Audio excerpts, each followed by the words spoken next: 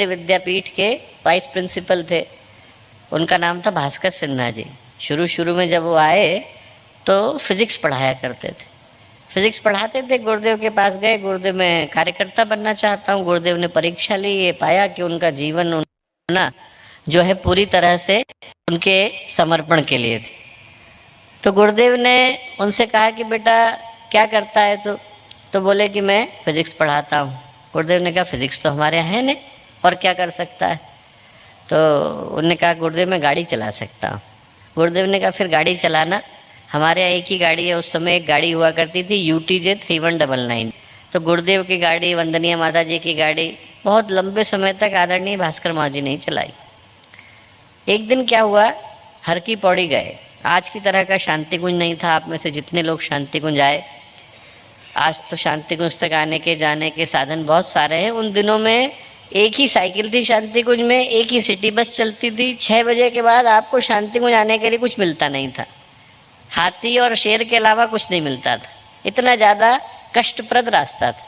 गए वो हर की पौड़ी में डोसा बन रहा था।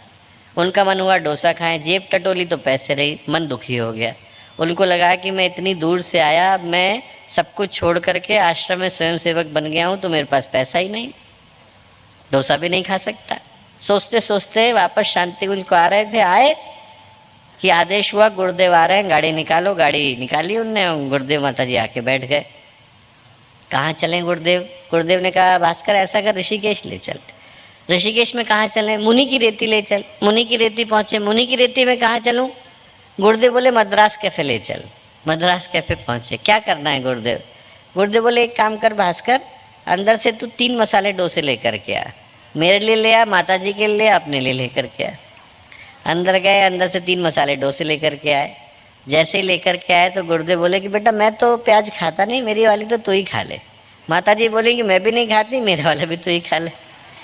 भास्कर भाई साहब बोले कि मैंने 3 मसाले डोसे खाए और जीवन भर के लिए तृप्त हो गया, दोबारा खाने की आवश्यकता नहीं पड़ी। इस घटना का जो सबसे बड़ा मूल्य है दोस्तों, वो इसमें नहीं छुपा कि गुरुदेव ने उनके मन की समस्या को पहचान लिया। इस घटना का जो सबसे प्यारा मूल्य है वो इस सत्य के अंदर छिपा है कि गुरुदेव वो शक्ति थे जिनने 3400 किताबों को लिखा। गुरुदेव वो शक्ति थे जिनने गायत्री परिवार के हजारों केंद्रों में से कम 2000 की स्थापना करी। गुरुदेव वो शक्ति थे जिनके जीवन के 24 वर्ष गायत्री के महापुरुष चरणों में गुजरे। गुरुदेव वो शक्ति थे जिनके पास रोज मिलने के लिए हजारों लोग पंक्ति में खड़े रहते थे, और इन सारी व्यस्तताओं के मध्य में भी गुरुदेव को ये लगा कि हमारे साथ जो लड़का चल रहा है उसका मन डोसा खाने का है, तो सब कुछ छोड़कर उनको डोसा खिलाने के लिए गए।